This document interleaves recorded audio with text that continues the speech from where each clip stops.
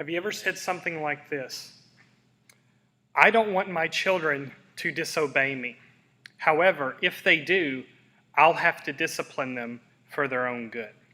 What you've just done there is you've made a statement called a situation response, where you offer the situation, I hope my children do not disobey me, the potential disobedience, and the result or the response. If they do, I will have to discipline them.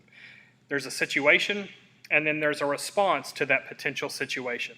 This is used quite frequently during the Gospels, quite frequently in narratives in Scripture.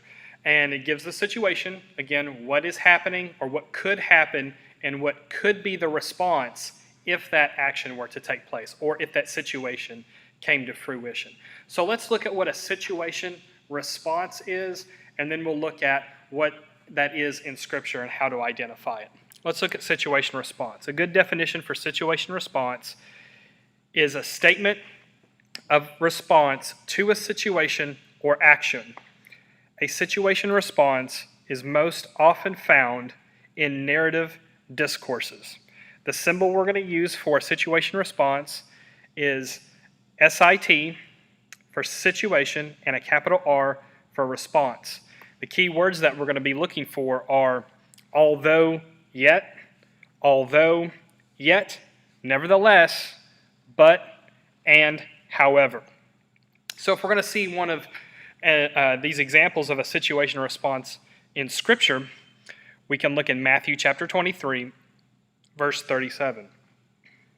It says this, "How often would I have gathered your children together, as a hen gathers her brood under her wings, and you would not."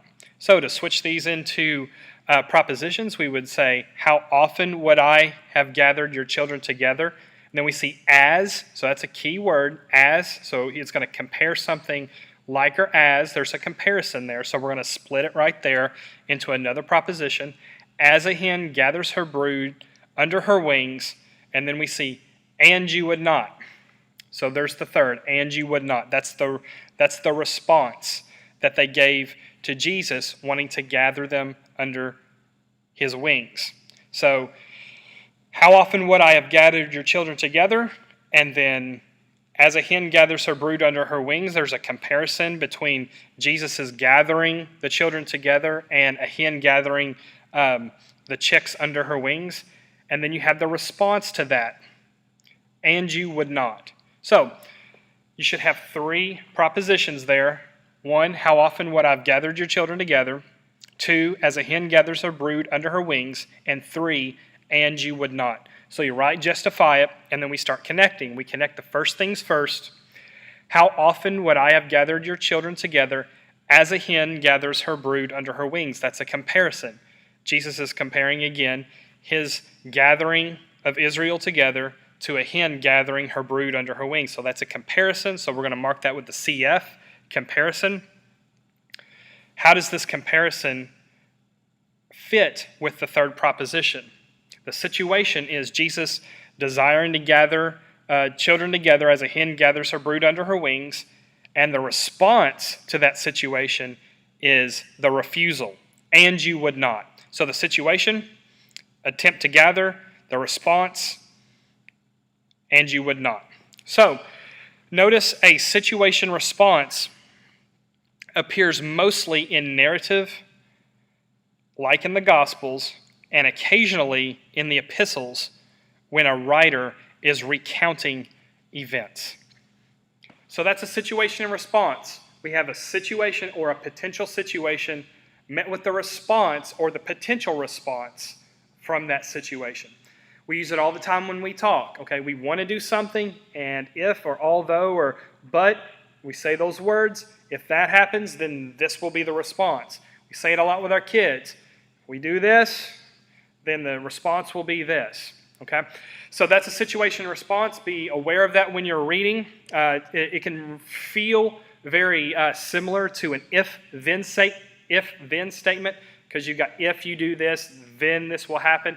Very similar to if-then statements, but just a slight difference in the nuance. So pay attention to that, practice those, watch this video a couple times and kind of see where the nuance is and all that good stuff. For the next session, we're going to be wrapping our session and our series up on Bible tracing. What we're going to be doing in the next session is we're going to take an extended passage.